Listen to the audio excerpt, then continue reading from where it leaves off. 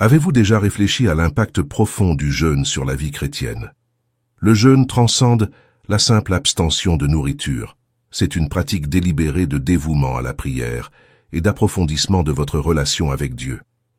Dans cette vidéo, nous explorerons la signification et les avantages du jeûne à travers une perspective biblique et spirituelle. Nous discuterons de la façon dont, en nous privant temporairement de nourriture solide et occasionnellement d'eau, nous pouvons parvenir à un renouveau spirituel et à une clarté accrue dans notre relation avec Dieu. Grâce à des enseignements bibliques et à des témoignages inspirants, nous apprendrons comment le jeûne renforce notre foi, fournit une direction divine et nous permet de vivre une intimité plus profonde avec le Créateur. Nous discuterons des différents types de jeûne et de la manière dont chacun peut être un outil efficace pour faire face aux défis, chercher des réponses et promouvoir la croissance spirituelle. Restez avec nous jusqu'à la fin de la vidéo pour recevoir une prière spéciale qui vous aidera à démarrer ou à intensifier votre pratique du jeûne. Ne manquez pas l'occasion de découvrir comment le jeûne peut transformer votre vie et renforcer votre chemin avec Dieu. Le jeûne, tel qu'il est pratiqué dans les enseignements chrétiens, est une abstention volontaire et délibérée de nourriture, effectuée dans le but de se consacrer plus intensément à la prière. Généralement, cela implique de renoncer aux aliments solides et à certains moments, même à l'eau pendant une durée limitée. Dans le Sermon sur la montagne, Jésus a présenté à ses disciples comment le jeûne devait être pratiqué, soulignant que son objectif ne devait jamais être exhibitionniste, mais plutôt une expression intime de la foi et la recherche de la communion avec Dieu. Jésus lui-même en est un exemple. Après avoir été baptisé, rempli du Saint-Esprit, il fut conduit par le même Esprit dans le désert, où il jeûna 40 jours et 40 nuits. Durant cette période, il a fait face aux tentations du diable, mais n'a consommé aucune nourriture, comme le décrit Luc chapitre 4, versets 1 et 2. Cet acte de renonciation et de concentration spirituelle a été suivi du retour de Jésus en Galilée, dans la puissance de l'Esprit, indiquant que sa pratique du jeûne a renforcé sa mission spirituelle et son ministère ultérieur. Le jeûne est donc plus qu'une simple pratique disciplinaire. C'est un moyen de grâce, une manière de réorienter l'esprit et le corps vers Dieu, en recherchant non seulement l'endurance physique, mais, avant tout, le renouveau spirituel et la clarté divine. La profondeur des versets mentionnés ci-dessus révèle que même lorsqu'ils sont remplis du Saint-Esprit, les chrétiens ne marchent pas nécessairement dans la puissance de l'Esprit, à moins de s'engager dans des pratiques spirituelles telles que le jeûne et la prière. Ce principe est évident dans la vie de Paul, qui a commencé son ministère dans ces conditions et a enseigné à l'Église corinthienne l'importance de prouver l'authenticité d'un ministère par la discipline spirituelle, y compris les veillées et le jeûne, comme mentionné dans 2 Corinthiens chapitre 6 verset 5. Le jeûne et la prière étaient fondamentaux pour l'Église primitive, en particulier lorsqu'elle recherchait la direction divine, comme le montre Acte 13, où, à travers le jeûne et la prière, le Saint-Esprit guidait clairement la sélection de Barnabas et Saul pour des missions spécifiques. Cette tendance à rechercher une direction spirituelle et une clarté à travers le jeûne et la prière n'est pas seulement une pratique du Nouveau Testament, mais aussi une stratégie efficace observée dans l'Ancien Testament. Un exemple notable est celui du roi Josaphat, qui, face à une menace militaire imminente, a choisi de convoquer un jeûne national plutôt que de se préparer au combat. Cet acte de foi a non seulement uni le peuple à la recherche de l'aide divine, mais a également abouti à une victoire miraculeuse, comme le raconte le chapitre 20 des 2e Chroniques. L'ennemi a été vaincu par sa propre confusion, sans que Josaphat et son peuple n'aient besoin de se battre, soulignant le pouvoir du jeûne et de la prière non seulement pour la clarté et l'orientation spirituelle, mais aussi comme moyen de remporter des victoires significatives dans les domaines spirituels et matériels. Ces exemples bibliques soulignent l'importance du jeûne combiné à la prière en tant que pratique vitale pour la croissance spirituelle et l'efficacité du ministère, fournissant une base solide pour le leadership personnel et communautaire dans la foi chrétienne. La sensation de faim diminue souvent de manière significative et on entre dans un état de clarté mentale et de paix spirituelle plus profonde. C'est au cours de cette période que beaucoup signalent une augmentation de la conscience spirituelle et une connexion plus forte avec Dieu, à mesure que les distractions du corps sont minimisées et que l'esprit devient plus réceptif à la voix de Dieu. À l'approche du jeûne, il est essentiel de maintenir une attitude mentale positive, non pas comme un fardeau, mais comme une opportunité enrichissante de se rapprocher de Dieu et d'intensifier la pratique de la prière. Le jeûne ne doit pas être considéré seulement comme un renoncement, mais comme une discipline spirituelle qui augmente l'efficacité de nos prières et nous permet de recevoir les bénédictions divines. Ce processus nous rend plus sensibles aux réalités spirituelles et renforce notre résistance contre l'adversité et les tentations, augmentant ainsi notre puissance spirituelle dans la bataille contre les forces de Satan. Ainsi, le jeûne, combiné à une prière fervente, devient un outil puissant pour approfondir notre communion avec Dieu. La pratique régulière du jeûne peut commencer par des périodes plus courtes, par exemple 3 jours, et augmenter progressivement à mesure que l'individu s'habitue à la discipline. Cette progression permet au corps et à l'esprit de s'adapter, maximisant les bienfaits spirituels et minimisant l'inconfort physique. Par conséquent, lors du jeûne, il est essentiel de rester concentré sur le but spirituel et de rechercher la direction de Dieu à chaque étape du chemin. La promesse que vous faites vos plaisirs dans le Seigneur et qu'il vous exaucera les désirs de votre cœur, Psaume chapitre 37, verset 4, souligne que lorsque nos désirs sont alignés avec la volonté divine et que nous persistons dans notre recherche spirituelle, nous pouvons ayer confiance que nos prières seront exaucées.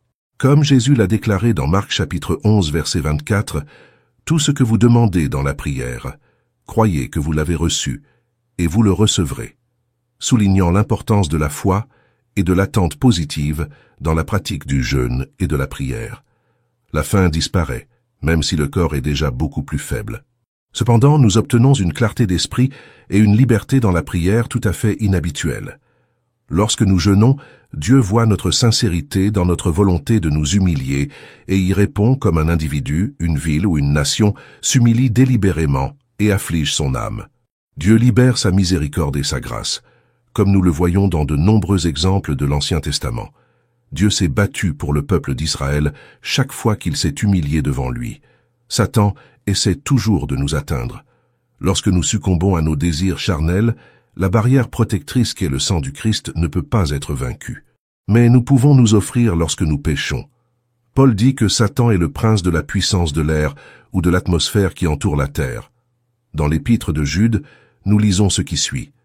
De la même manière, ces hommes, hallucinés par leurs rêves, souillent leur propre corps, rejettent l'autorité et blasphèment les êtres célestes. Mais l'archange Michel, en disputant avec le diable, à propos de le corps de Moïse, il n'osa pas prononcer un jugement malveillant contre lui, mais dit que le Seigneur vous réprimande. Ceux-là, cependant, blasphèment sur ce qu'ils ne comprennent pas, et ce que, par instinct, comme des animaux irrationnels, ils comprenaient, ils le corrompent. Si. Judas chapitre 1, versets 8 à 10. Les versets que je viens de citer révèlent un fait très significatif sur notre adversaire. Satan est un prince doté d'un pouvoir considérable, et Jude dit aussi qu'il ne peut pas être traité à la légère, comme ont tendance à le faire certains croyants. Bien que son pouvoir sur les biens divins ait été détruit, il reste un adversaire très dangereux. Jésus a dit, « Le prince de ce monde vient, il n'a rien en moi. » En d'autres termes, Satan n'a trouvé en Jésus aucun point d'appui pour lancer une attaque contre lui. Nous aussi devons vivre de telle manière que le prince de ce monde ne trouve pas en nous un terrain favorable pour ses attaques. Avant la Seconde Guerre mondiale, l'Allemagne a créé un réseau d'agents fidèles dans plusieurs pays. Hitler savait qu'il aurait besoin d'alliés fidèles s'il voulait réussir son projet de conquête du monde et appelait ce groupe d'hommes et de femmes la cinquième colonne. Nous devons veiller à ce qu'il n'y ait pas en nous de cinquième colonne qui s'allie à Satan. Et comment y parvenir? Par la prière et le jeûne.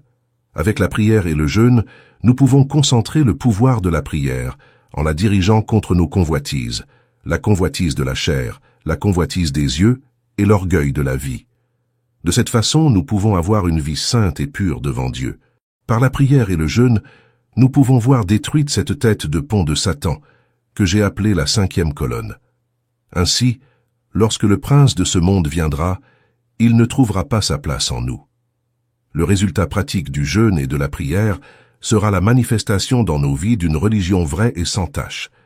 N'est-ce pas le jeûne que j'ai choisi pour desserrer les liens de la méchanceté, pour relâcher les fardeaux de l'oppression, pour libérer ceux qui sont brisés et pour briser tout joug?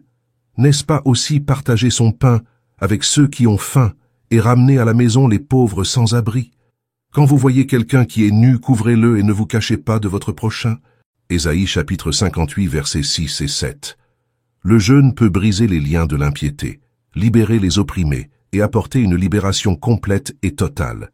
Il nous est ordonné de défaire tout joug. Lorsque nous voyons les autres sous un joug lourd ou que nous nous sentons nous-mêmes soumis, nous pouvons briser le joug par le jeûne et la prière, que les problèmes de santé, les relations familiales ou les problèmes commerciaux puissent être résolus. Comme je l'ai déjà enseigné, Monte da Pração est un lieu dédié au jeûne et à la prière. Il ne vise pas à résoudre les problèmes uniquement de ceux qui s'y trouvent. Nous intercédons également pour les milliers de personnes qui écrivent à nos ateliers à New York. Après que les demandes de prière que nous recevons quotidiennement quittent mon bureau et soient présentées pour la prière dans notre église, elles sont envoyées au mont de prière. Chaque intercesseur reçoit une demande qui, à ce moment-là, a déjà été traduite en coréen, et cette personne prie et jeûne jusqu'à ce qu'elle ressente dans son cœur le témoignage du Seigneur qu'elle a déjà été entendue et que la réponse est déjà envoyée. En jeûnant, nos intercesseurs deviennent beaucoup plus conscients de l'importance de la demande. De cette façon, ils peuvent visualiser le problème pour lequel ils prient ainsi que la réponse. Nous avons reçu de nombreux témoignages sur des prières exaucées et il y en a tellement que je pourrais parler pendant de nombreuses heures de divers témoignages. Le fait est que nous avons déjà appris que Dieu répond aux requêtes accompagnées du jeûne. Du monde entier, des gens viennent jeûner et prier ici sur le mont Prière à la recherche d'un miracle. Ici, dans mon église, en Corée, est venue il y a quelques années une personne souffrant de paralysie infantile. Elle avait entendu parler des miracles qui se produisaient ici et était fermement déterminée à venir sans se soucier des difficultés physiques que le voyage entraînerait. Après un voyage en bateau de 5 jours, elle est arrivée au port où elle a été accueillie par l'un des membres de notre église, qui l'a aidée à monter dans le train. Cette personne, une jeune femme de 23 ans, est arrivée avec l'espoir de marcher à nouveau. Du point de vue des circonstances naturelles, cela était impossible. Frères et sœurs, elle est devenue invalide à l'âge de 3 ans, mais à Dieu tout est possible. Gloire à Dieu. Dès son arrivée, il a commencé à construire sa foi en lisant la parole de Dieu, en y cherchant toutes ses promesses. Comme il avait l'intention de rester ici 3 mois, il proposa de jeûner 2 jours par semaine. Durant son séjour ici, elle a été très impressionnée par les témoignages, et chaque fois qu'elle entendait quelqu'un témoigner de la puissance miraculeuse de Dieu, sa foi grandissait. 1 mois s'est écoulé, et il n'y avait aucun signe de guérison. Ses jambes étaient encore déformées par la paralysie à laquelle elle était déjà si habituée. Au cours du 2e mois, elle s'est sentie renouvelée spirituellement, mais son corps n'avait encore subi aucune transformation. Cependant, au cours du 3e mois, une chose étrange commença à se produire. Après de nombreuses années sans aucune sensation, il a commencé à ressentir quelque chose dans ses jambes. Dans l'espoir de voir le miracle là-bas, il a crié « S'il vous plaît, aidez-moi à me relever. Que quelqu'un m'aide à me relever, j'ai l'impression d'être déjà guéri. » Voyant ses larmes et réalisant à quel point elle était émue, certains membres de notre Église sont venus joyeusement la tenir par les bras et l'ont aidée à se relever. Il n'avait toujours pas la force dans ses jambes pour se soutenir, même si du sang circulait déjà dans ses artères et ses veines. Sans montrer le moindre signe de déception, il se rassit et continua de prier, sachant que cela prendrait du temps. Miracle de la création pour que ses jambes atrophiées guérissent. Alors, patiemment, elle a attendu et a continué à jeûner et à prier. Les 3 mois se sont terminés, et elle est partie, toujours en fauteuil roulant, mais quelque chose s'est passé dans son cœur et Aujourd'hui, j'ai reçu une belle lettre d'elle. Le docteur Cho a écrit « Maintenant je peux marcher, je boite encore un peu, mais je peux marcher. Et je crois que même cela va bientôt disparaître », a-t-elle déclaré avec une foi ferme. Les nombreux miracles survenus sur le mont de prière. Mais cela signifie-t-il que tous ceux qui prient et jeûnent sur la montagne de prière seront guéris? Bien entendu, le remède n'est pas si simple. Certaines personnes guérissent immédiatement, tandis que d'autres mettent du temps à y parvenir. Mais j'ai découvert que lorsqu'une personne a de grandes difficultés à guérir, elle nourrit souvent du ressentiment dans son cœur.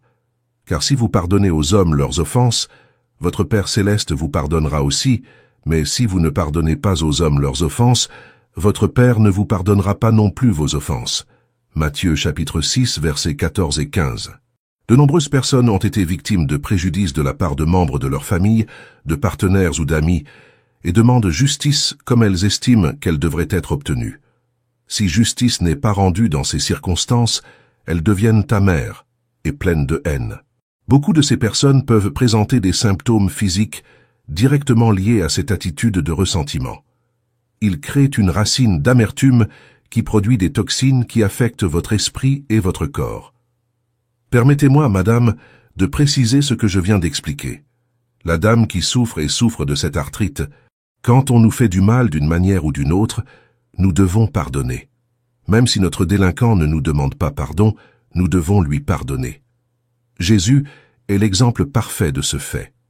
Lorsqu'il fut cloué sur la croix, personne ne lui demanda pardon. Ils se moquèrent de lui et le torturaient. Mais il dit « Père, pardonne-leur ». Le pardon n'est donc pas un acte facultatif, c'est un commandement.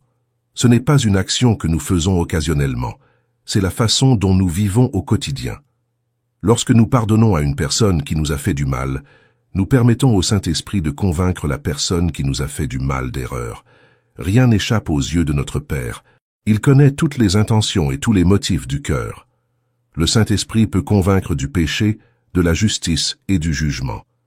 L'acte de pardonner libère non seulement la personne qui a été offensée, mais ouvre également la porte au Saint-Esprit pour qu'il agisse dans le cœur de l'offensé. En faisant preuve de miséricorde et de grâce, nous reflétons le caractère du Christ et permettons à Dieu d'agir des deux côtés. Le pardon est un outil spirituel puissant qui brise les chaînes de l'amertume et du ressentiment, permettant à l'amour de Dieu de circuler librement. En pardonnant, nous obéissons au commandement de Jésus d'aimer nos ennemis et de prier pour ceux qui nous persécutent. Matthieu chapitre 5, verset 44. Cet acte d'amour radical peut transformer des situations et des relations d'une manière que nous ne pourrions jamais imaginer. Le pardon n'est pas un signe de faiblesse, mais de force spirituelle et de maturité dans la foi. C'est une déclaration de confiance dans la justice et la souveraineté de Dieu. Le pardon nous guérit. Garder rancune et amertume peut nuire à notre santé physique, émotionnelle et spirituelle. Lorsque nous libérons ces sentiments par le pardon, nous trouvons la paix et le renouveau dans notre propre esprit. Dieu nous appelle à vivre dans la liberté et la plénitude, et le pardon est un chemin essentiel pour parvenir à cette vie abondante qu'il nous promet.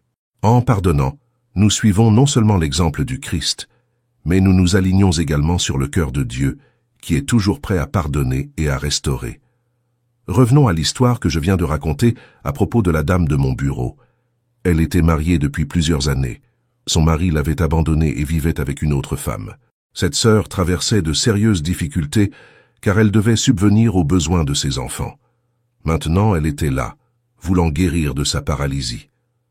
Le Saint-Esprit m'a amené à lui demander « As-tu pardonné à ton mari ?»« Non, je ne peux pas, je le déteste. » a-t-il répondu en pleurant, incapable de retenir ses larmes. « Mais, madame, vous devez lui pardonner. Cela libérera votre cœur de cette amertume qui entrave votre guérison, et libérera le Saint-Esprit pour qu'il travaille dans votre vie. » Quelques instants plus tard, elle a décidé de lui pardonner et de retourner à la montagne de prière pour jeûner et prier. Quelques jours plus tard, après l'un de nos services, j'ai entendu quelqu'un frapper à ma porte. J'ai invité la personne à entrer, et j'ai vu un homme à l'air très sérieux, accompagné d'une dame. « Pasteur, dit-elle, voici mon mari, pour qui nous avons prié. » La femme pouvait à peine contenir ses larmes lorsqu'elle se tourna vers lui et lui dit « Racontez au pasteur ce qui s'est passé. » « Pasteur chaud, dit-il, Dieu peut-il me pardonner? Je suis un grand pécheur. » Il a rapporté plus tard qu'il avait commencé à ressentir un profond sentiment de culpabilité lorsqu'il était à la maison avec une autre femme. Je ne pouvais pas supporter la pression intérieure que je ressentais. Soudain, j'ai commencé à penser à ma femme et à mes enfants que j'avais abandonnés et incapable de me débarrasser du sentiment de culpabilité. J'ai décidé d'aller à l'église le dimanche avec l'espoir de reçu le pardon et je me sentais mieux. Là, j'ai vu ma femme assise de l'autre côté de la pièce. J'ai décidé de lui demander pardon ainsi qu'à Dieu. Bien sûr qu'il le peut, ai-je répondu. Puis je l'ai amené à dire une prière et à accepter Jésus comme son Seigneur et Sauveur. Quelle joie merveilleuse de voir ces deux-là à nouveau unis en Jésus-Christ. Cette femme a continué à jeûner et à prier, et plus tard elle a pu sortir de son fauteuil roulant complètement guérie, mais elle avait déjà été guérie intérieurement grâce au pardon, avant même d'être guérie physiquement par la guérison divine. Cela ne veut pas dire que toutes les personnes paralysées ou ayant un handicap souffrent de problèmes de rancune. Cependant, beaucoup pourraient être guéris s'ils étaient simplement disposés à apprendre à pardonner.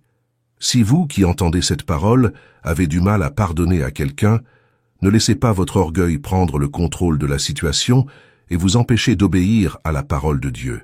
Prenez la décision de parcourir le 2e kilomètre et abandonnez votre attitude affirmée en pardonnant à cette personne. Vous ferez alors l'expérience d'une grande libération. Vous serez libéré de tout sentiment d'hostilité envers les autres et vous vous sentirez beaucoup mieux. Dieu résiste aux orgueilleux mais accorde la grâce aux humbles. Par conséquent, si vous réalisez que vous ne jouissez pas abondamment de la grâce de Dieu dans votre vie, il se peut que vous comptiez davantage sur votre orgueil que sur la grâce du Seigneur. Que gagneriez-vous à cela? Seulement de l'amertume, du ressentiment et peut-être de la maladie. La parole de Dieu dit dans Jacques chapitre 5 verset 16, « La prière de la foi sauvera le malade, et le Seigneur le relèvera. Et s'il a commis des péchés, ils lui seront pardonnés. Confessez vos offenses les uns aux autres et priez, les uns pour les autres, afin qu'ils soient guéris. » Aujourd'hui, les psychologues, les médecins et les psychiatres affirment que l'attitude mentale de leurs patients a une grande influence sur leur guérison. C'est le moment où l'Église, le corps de Christ, doit être guérie. L'attitude de Dieu est explicite dans la 3e lettre de Jean.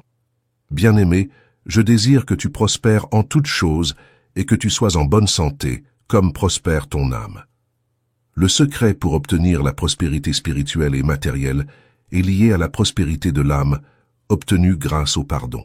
Ainsi, nous voyons que le jeûne et la prière, combinés à un esprit de pardon, se traduiront par de meilleures conditions de santé pour l'Église. De cette façon, ce véhicule que Dieu a choisi pour apporter le réveil au monde deviendra un instrument utile et saint entre les mains du Saint-Esprit.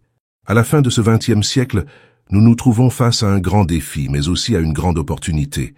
Ce dont nous avons besoin, ce sont des personnes plus consacrées, plus disposées à pardonner, à se sacrifier, à obéir à Dieu et à s'engager profondément envers lui. Je me suis déjà rendu disponible au Saint-Esprit pour faire ce que je peux et être un instrument pour voir un réveil et la croissance de l'Église sur terre. Voulez-vous me rejoindre et prendre cette position en Jésus-Christ? Gloire à Dieu! Alléluia! Vous serez extrêmement bénis, et tout le monde autour de vous, votre ville, votre Église, votre famille, sera également extrêmement béni par votre décision de chercher le Seigneur dans des moments de tant de confusion et de désespoir. Notre foi en Christ nous donne une direction claire et un objectif ferme. En nous engageant envers Dieu, nous transformons non seulement nos vies, mais nous avons également un impact positif sur ceux qui nous entourent. La Bible nous dit que nous sommes la lumière du monde et le sel de la terre. Matthieu chapitre 5 versets 13 et 14. En vivant une vie consacrée, nous brillons de la lumière du Christ, et nos actions reflètent l'amour et la vérité de Dieu, provoquant des changements significatifs dans nos communautés. Il est important de se rappeler que la consécration et l'engagement envers Dieu nécessitent un dévouement quotidien et constant. Il ne s'agit pas d'un simple acte, mais d'un style de vie que nous devons cultiver. Par la prière, l'étude de la parole et la communion fraternelle avec d'autres croyants, nous renforçons notre relation avec Dieu et nous préparons à être utilisés par lui de grande manière. Comme le dit Romains chapitre 12 verset 1, nous devons présenter notre corps comme un corps vivant. Sacrifice, saint et agréable à Dieu, comme notre culte rationnel. En nous unissant dans cette mission divine, nous expérimentons la puissance du Saint-Esprit agissant en nous et à travers nous. Nous ne sommes pas seuls sur ce chemin. Dieu nous a donné son esprit pour nous guider, nous fortifier et nous permettre d'accomplir votre volonté. Lorsque nous nous abandonnons complètement à lui, nous permettons à sa puissance de se manifester dans nos vies, portant des fruits abondants et glorifiant son nom. Quel privilège de faire partie de l'œuvre de Dieu dans ce monde. Acceptons cet appel avec gratitude et enthousiasme, sachant que nos vies et celles de ceux qui nous entourent seront transformées à jamais. Cher Père céleste, nous nous approchons de toi avec humilité et respect, reconnaissant ta grandeur et ta puissance dans nos vies. Merci pour l'opportunité de vous chercher d'une manière plus profonde et plus significative à travers le jeûne. Aujourd'hui, nous vous demandons de nous guider et de nous fortifier dans cette pratique spirituelle. Seigneur, nous comprenons que le jeûne ne consiste pas seulement à s'abstenir de nourriture, mais à se consacrer totalement à la prière et à rechercher ta présence. Aide-nous à nous vider de nous-mêmes, de nos distractions et de nos soucis, afin que nous puissions faire de la place dans nos cœurs et nos esprits pour que ton Saint-Esprit agisse en nous de manière puissante. Nous vous demandons, pendant que nous jeûnons, de renforcer notre foi et de nous donner une clarté spirituelle. Nous voulons dépendre entièrement de vous, reconnaître notre besoin de vos conseils et nous abandonner à votre volonté. Puissions-nous, grâce au jeûne, être capables de discipliner notre chair et d'aligner notre volonté sur la vôtre, permettant ainsi à votre objectif de se manifester pleinement dans nos vies. Seigneur, nous demandons que cette expérience de jeûne soit transformatrice, afin que nous puissions expérimenter un renouveau dans notre relation avec toi, une plus grande intimité et une compréhension plus profonde de ton amour et de ta grâce. Aide-nous à relever les défis avec une perspective renouvelée et une confiance inébranlable en ton pouvoir. Bénis chaque personne qui se joint à ce voyage de jeûne, que son cœur soit fortifié et son esprit renouvelé, qu'elle voie votre main agir dans sa vie de manière extraordinaire et que sa foi soit augmentée. Merci Seigneur de nous écouter et d'être toujours avec nous. Nous sommes convaincus que grâce au jeûne et à la prière, nous nous rapprocherons de vous et expérimenterons votre pouvoir de transformation. Au nom puissant de Jésus, nous vous le demandons. Amen. Partagez cette vidéo bénie pour qu'elle puisse toucher et aider les autres comme vous et moi. Voulez-vous approfondir encore plus la foi et la prière? Téléchargez notre e-book exclusif sur la façon de renforcer votre spiritualité à l'heure actuelle. Le lien est dans les commentaires ci-dessous. N'oubliez pas de cliquer sur le bouton d'abonnement si ce n'est pas déjà fait. Merci beaucoup du fond du cœur de faire partie de notre communauté confessionnelle. Si vous souhaitez soutenir un peu plus notre chaîne, pensez à devenir membre. Ici, je vous laisse 2 autres vidéos pour que vous puissiez continuer votre cheminement spirituel et votre croissance dans la foi. Merci et que Dieu vous bénisse tous. À bientôt.